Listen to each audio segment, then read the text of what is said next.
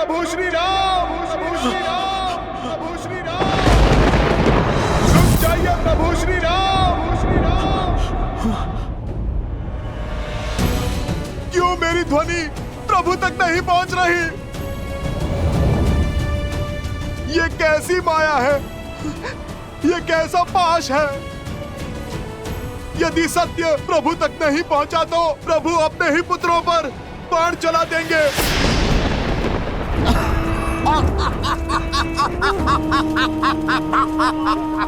क्या माया रची है शूर्पणखा! अद्भुत, अप्रतिम! राम भक्त हनुमान को अपनी माया से हरा दिया तुमने। राक्षसों को नई जीत की आशा दी है तुमने। पिछली बार जब इसे तुच्छ वानर समझा था, पूरी लंका जलकर स्वाहा हो गई थी। हनुमान को रोकने का और उसे अपनी माया में बांधने का साहस और सामर्थ्य न तो रावण में था और न हम दोनों में।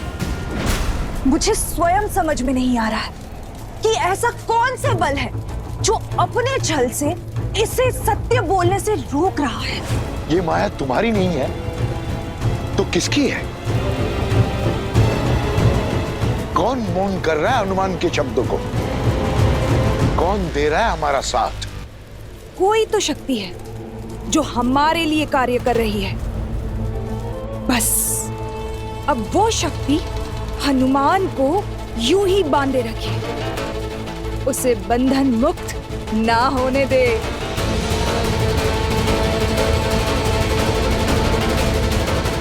नहीं, मुझे ये बंधन तोड़ना ही होगा।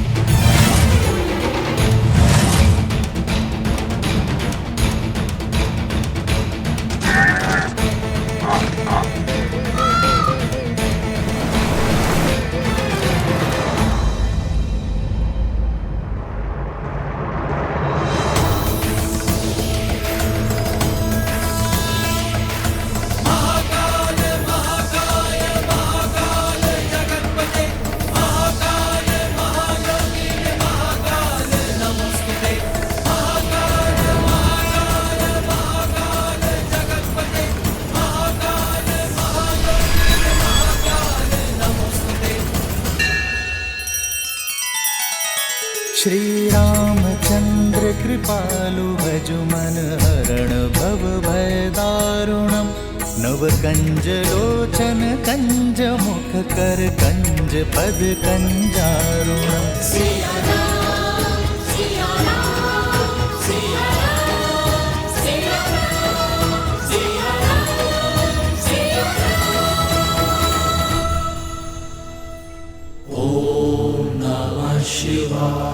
कोटि कोटि धन्यवाद महादेव।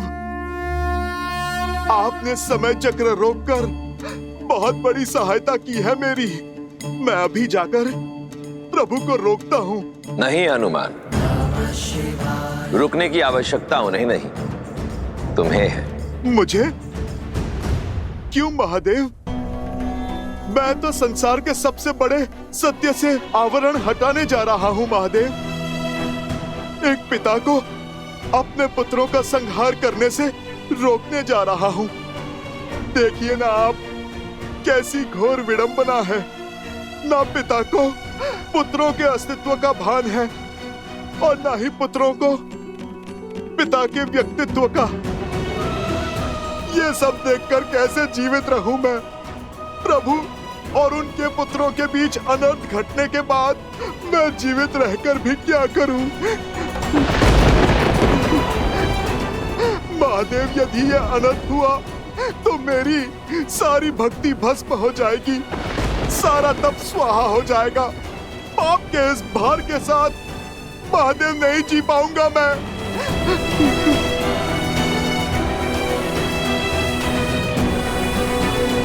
शांत हो जाओ हनुमान, शांत हो जाओ। जो घट रहा है वो लेख नियति का है, उस नियति का जिसे संसार के संचालक नारायण ने स्वयं निश्चित किया है। और नियति के समक्ष संसार के सभी प्राणी विवश हैं, फिर वो चाहे नर रूप में नारायण हो या उनका भक्त। किंतु महादेव। हनुमान, तुम मेरे अंशावतार हो और मेरा अंश संसार के संचालक नारायण द्वारा रचित नियति में बाधा कैसे बन सकता है? आज तुम बहुत बड़ी भूल करने जा रहे थे हनुमान। त्रिकालदर्शी वाल्मीकि को दिया अपना वचन तोड़ने जा रहे थे, इसीलिए मैंने तुम्हारी ध्वनि को बीच में ही रोक दिया, तुम्हारे सत्य को उन तक पहुंचने नहीं दिया। हनुमान, जो घट रहा है उसे घटने दो। मेघ से कब तड़ित गिरेगी हम नहीं जानते। जो तुम्हारे वश में नहीं, समझ लो उसे नियति ने अपने वश में ले रखा है। इस घटनाक्रम पर अब मेरा भी कोई वश नहीं। यूं समझ लो हनुमान कि रामायण को संपूर्ण होने से अब स्वयं मैं भी नहीं रोक सकता।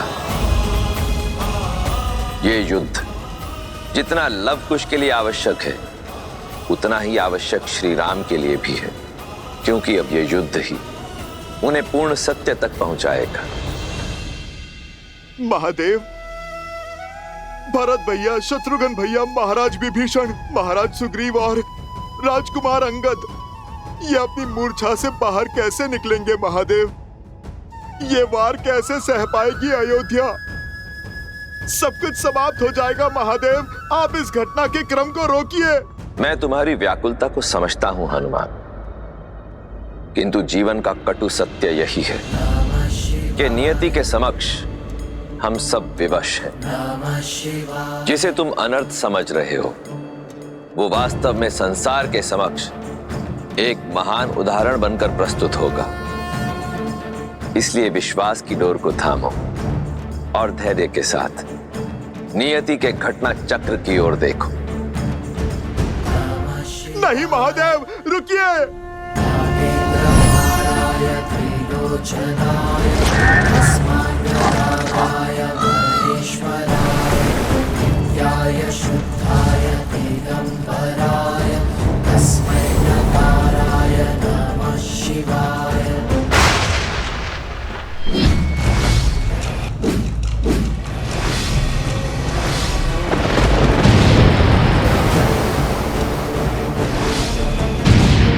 उत्तम, अति उत्तम। आज हनुमान का प्रयास विफल हुआ। अब हमारी जीत और रघुकुल का अंत निश्चित है भैया।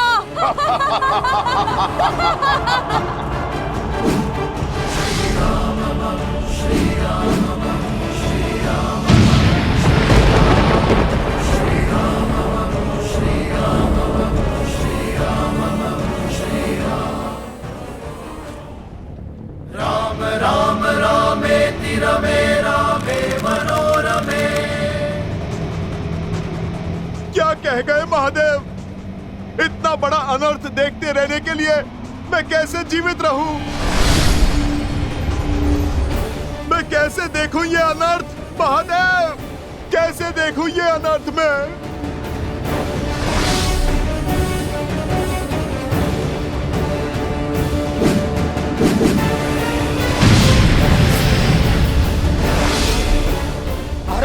नहीं आ रहे सुमंत।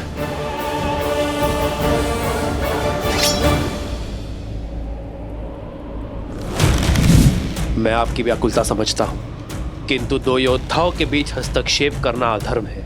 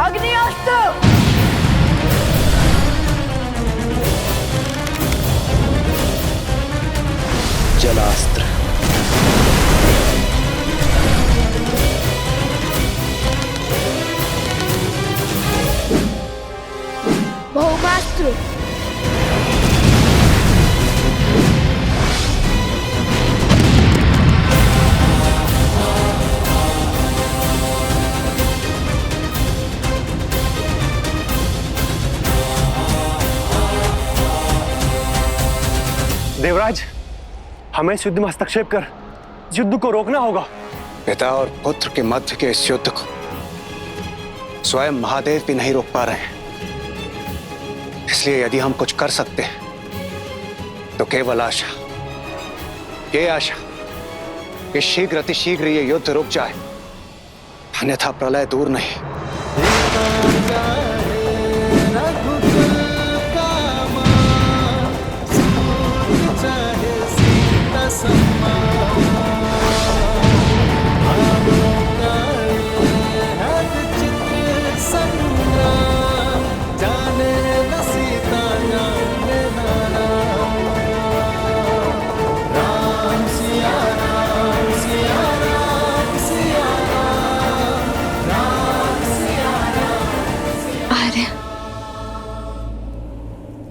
ये नियति ने हमें किस धर्म संकट में डाल दिया है। अयोध्या से निकलते समय इतनी दूर आ गई थी जहां अयोध्या की स्मृतियां तक न पहुंचे। वर्षों वियोग सहा, किंतु इतने वर्षों के बाद विरह की असहनीय पीड़ा सहने के बाद अब भाग्य ने आपको मेरे इतने समीप लाकर कैसे खड़ा कर दिया। अरे कैसे? माता वनदेवी कहाँ है? यहाँ तो कहीं नहीं दिखी।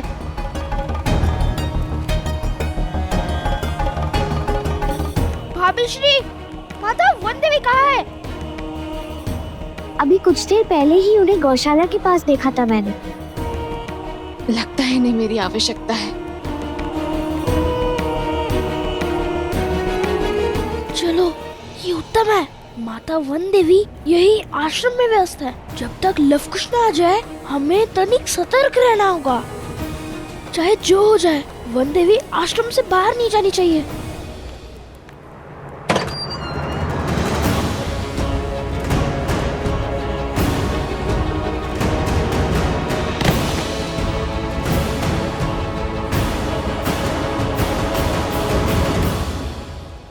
माता आप यहाँ?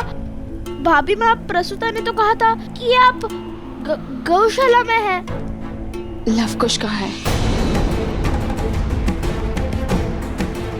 वो बोलो सोमकरण, कहाँ है लवकुश? वो यही है माता। यही है? कहाँ है वो? अध्ययन कक्ष में है। रामायण को संपूर्ण करने में जुटे हैं।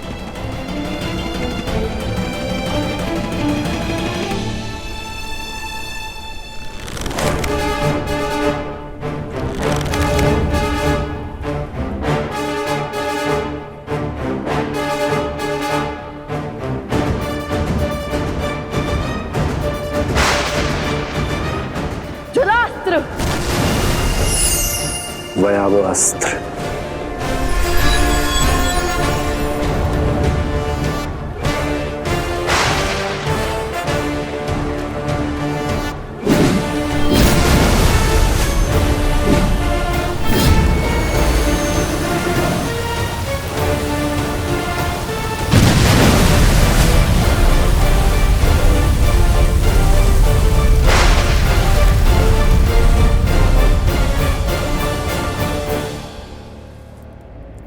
कक्ष में?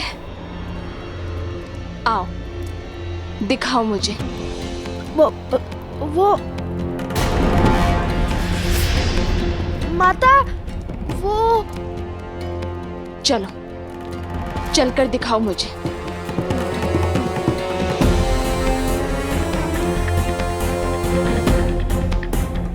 हे ईश्वर, अब क्या होगा? सोम का सत्य कहीं सामने ना आ जाए। क्या करे गुरु माँ? वन देवी को सत्य बता दे?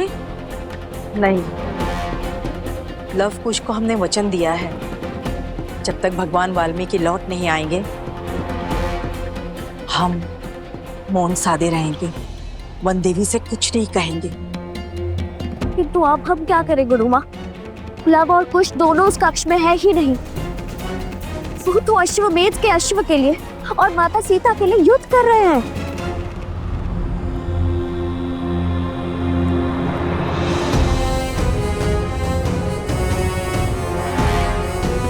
भगवान वाल्मीकि के आश्रम में सौगंध की अवहेलना नहीं होगी।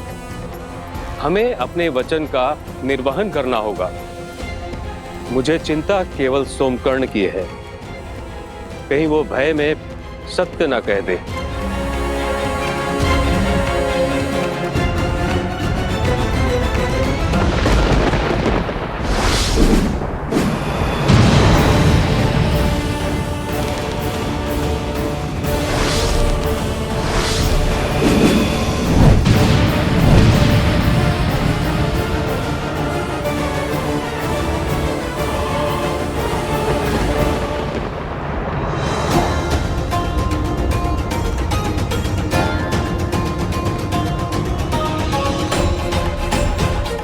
जल्दी चलिए गुरुवा, हमें कुछ तो करना होगा, अन्यथा वन देवी हम सबको अपराधी मानेंगी।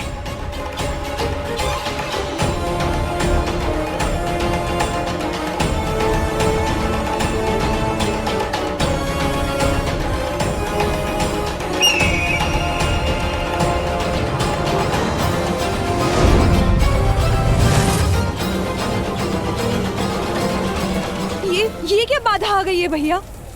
यदि सीता को सत्य का भान हुआ तो वो राम और लवकुश का ये युद्ध रोक देगी।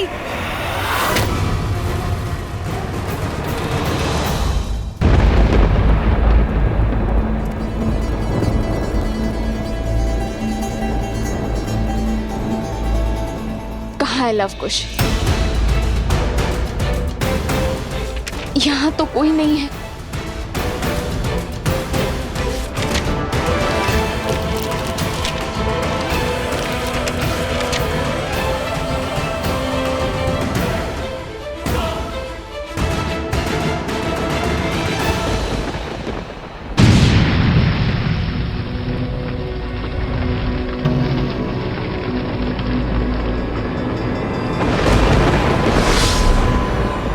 अग्निअस्त्र,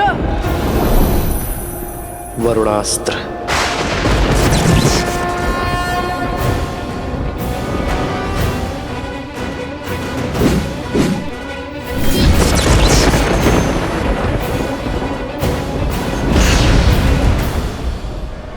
नागपाश।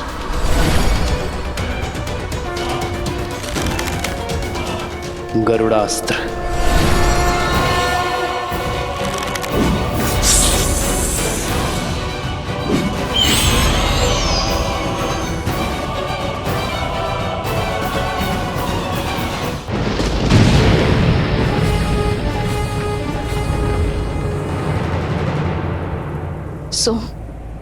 तुम मुझे माता कहते हो ना, फिर भी मुझे अंधकार में रखा, मुझसे असत्य कहा तुमने।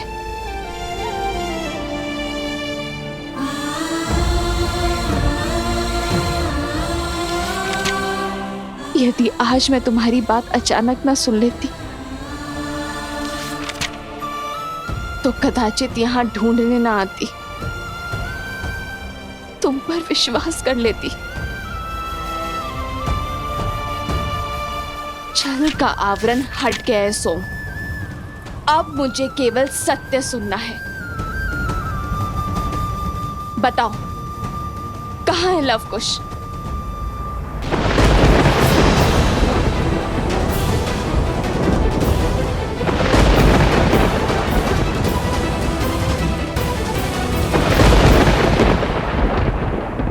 कर रहे हो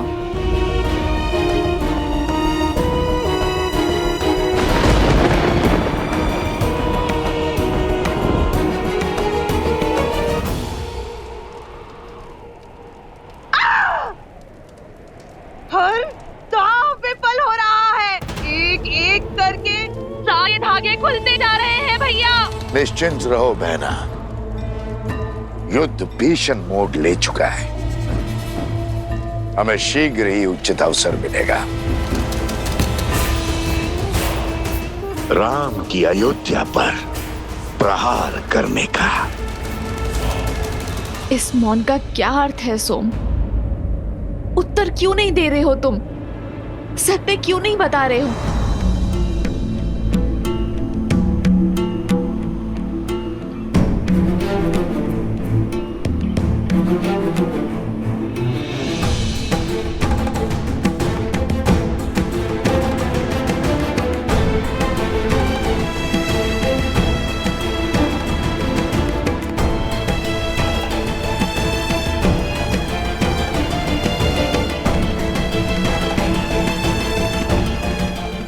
जरा तुम तो एक माता की व्यथा को मत बढ़ाओ।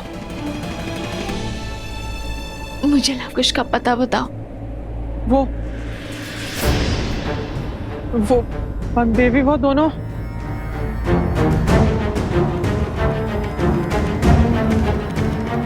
वन देवी की चिंता भी अनुचित नहीं है।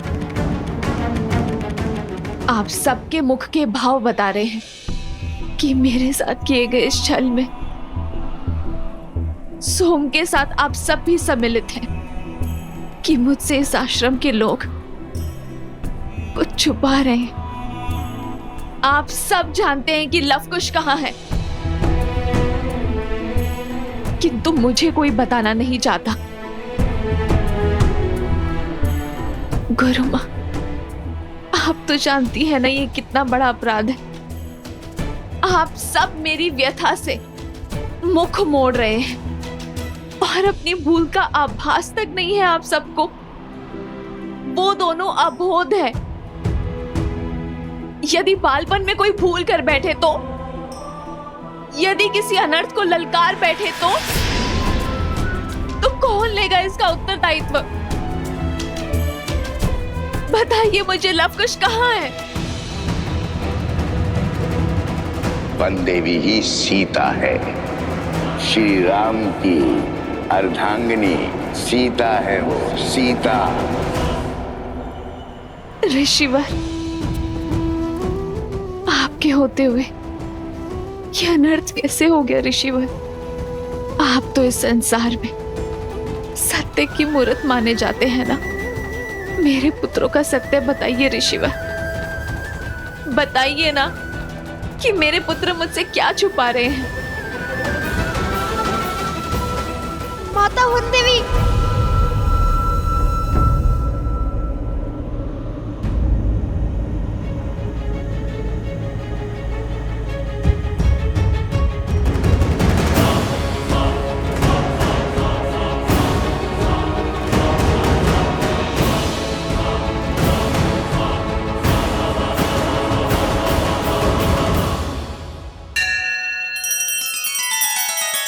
श्री रामचंद्र कृपालु भजु मन हरण भव भय दारुणम नव कंज लोचन कंज मुख कर कंज पद कंजारुणम।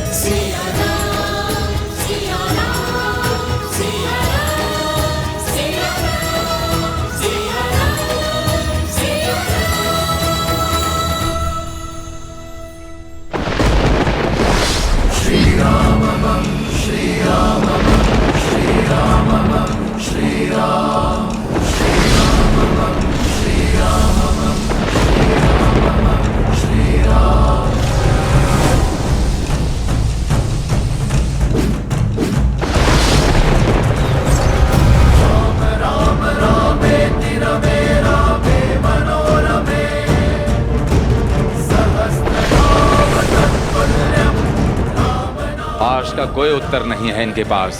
भैया, इस आकाशीय तड़प को सहन करने वाली शक्ति केवल भूमि में है। जय भूदेवी, जय भूदेवी।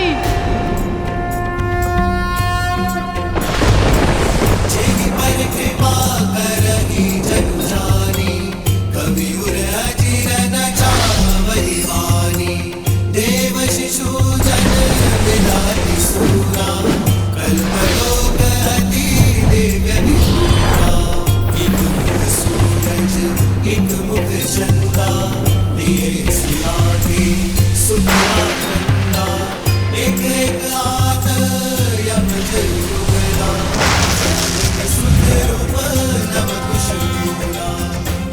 असंभव।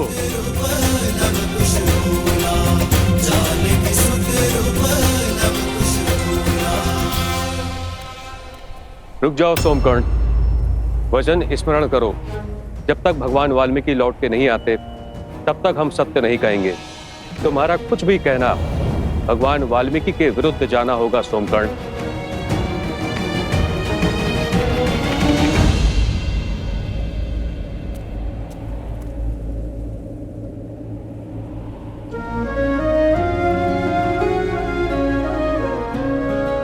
माता, आप नहीं जानती, आपको सत्य बताने के लिए मैं कितना लालायित हूँ।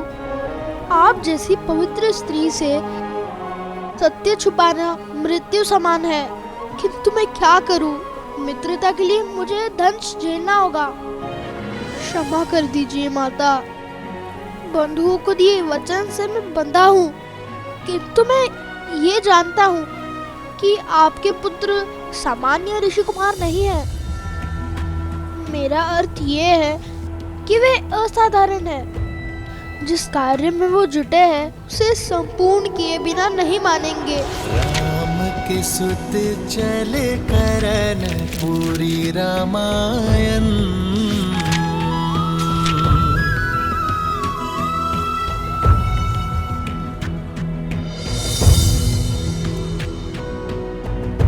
आपसे असत्य कहने का पाप किया है, दंड तो मुझे मिलना ही चाहिए।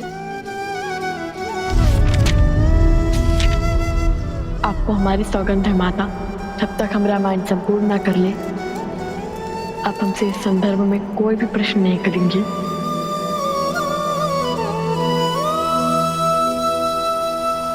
तुम्हारे मौन और लवकुश के प्रयास का संबंध रामायण से है ना? वो रामायण को संपूर्ण करने की बातें कर रहे थे। मेरे पुत्र किसी संकट में, वो अवश्य ही किसी घोर संकट में।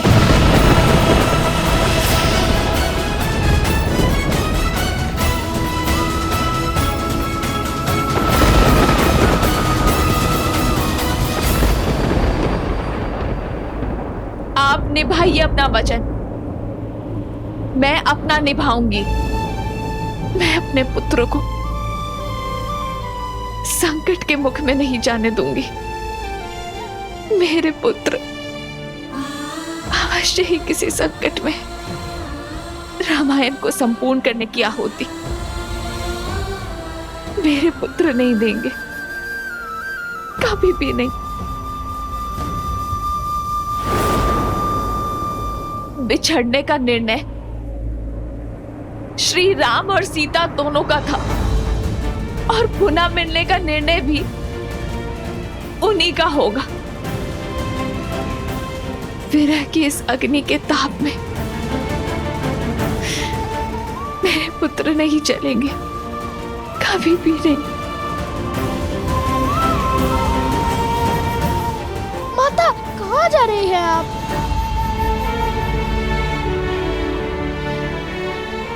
अपने पुत्र को खोजने। मैं एक माता की ममता का गला नहीं घोट सकती। अपने पुत्रों को संकट में नहीं देख सकती मैं।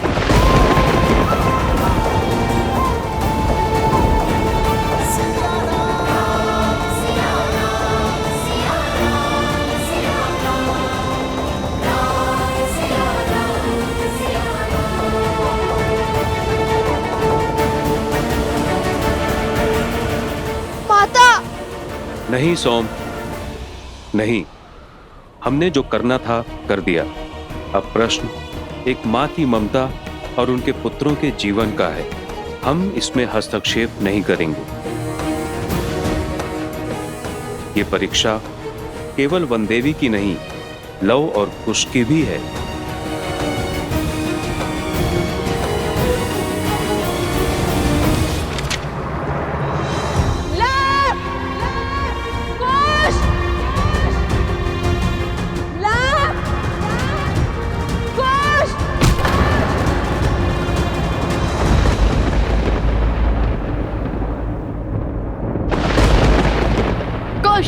हम ऐसे उन्हें नहीं हरा पाएंगे। हमें अलग अलग दिशाओं से इन पर वार करना होगा।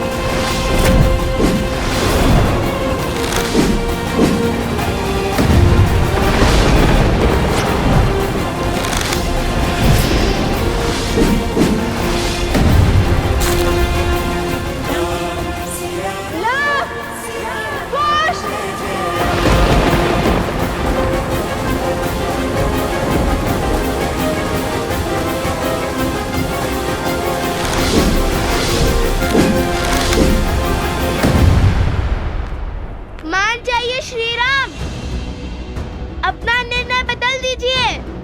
अब से युद्ध करने के स्थान पर माता सीता को खोजिए।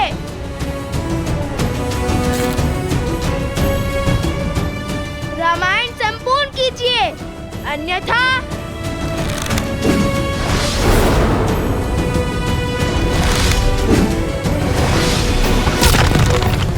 रामायण और महारानी सीता की बात कर महाराज को विचलित करने का, लक्ष्य से भटकाने का प्रयास कर रहे हैं ये बालक।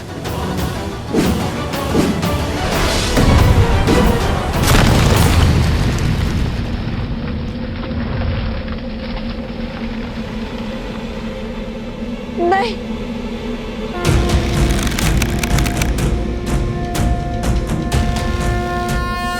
बराबर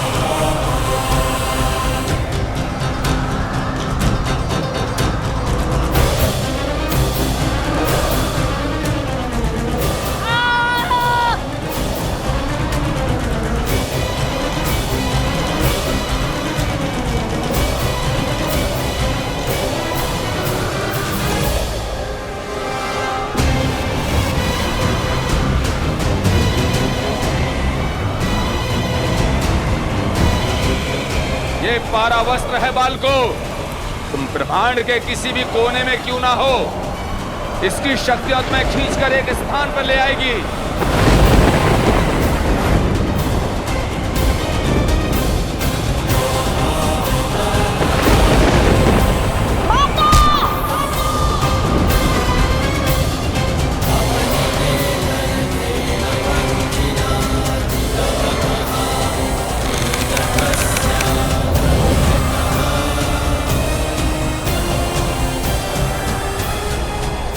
नहीं, ये नहीं हो सकता। प्रभु पशुपातास्त्र का आवाहन नहीं कर सकते।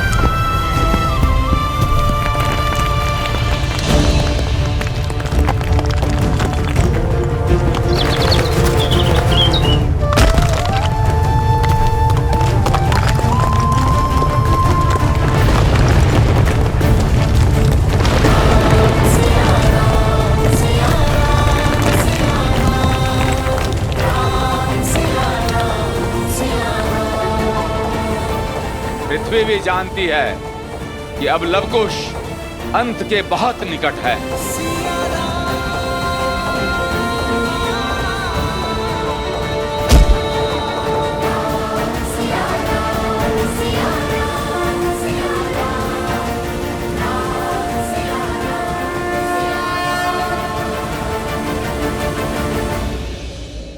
एक माता के आंसुओं का भार ये धरती नहीं उठा पाएगी महादेव। सीता का ये दुख, ये कष्ट, ये पीड़ा किसी आने वाले संकट का संकेत है महादेव।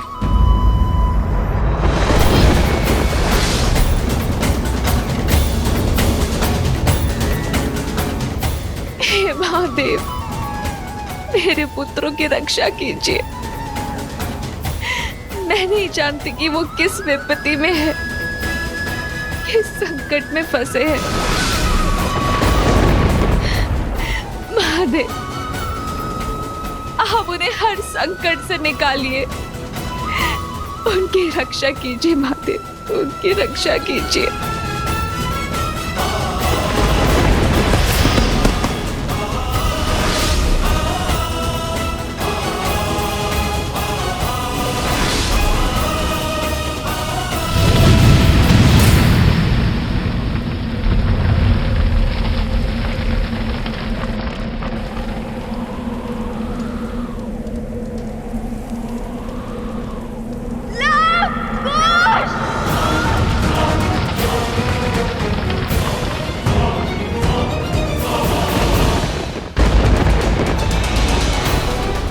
प्रभु श्री राम की जीत हुई। जय श्री राम, जय श्री राम। अंततः आपने उन उदंडी बालकों को मृत्यु दंड दे ही दिया। हम जीत गए शूर्पणखा, हम जीत गए।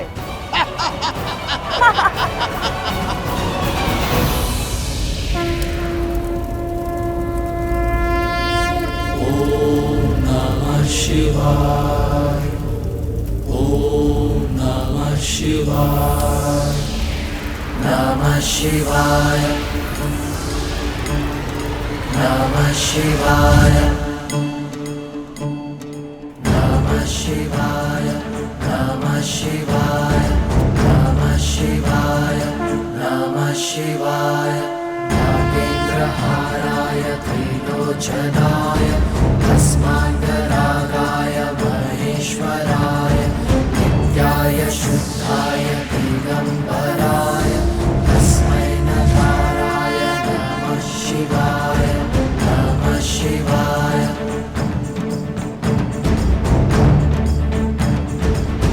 कुश भैया,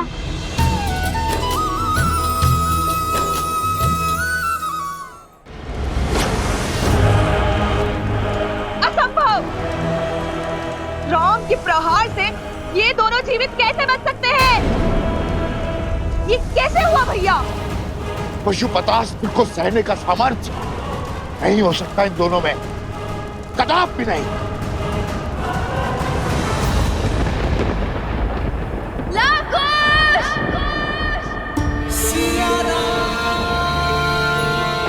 अरे सुमन, आप अश्व को लेकर आइए, मैं हनुमान को बंधन मुक्त करता। जी महाराज।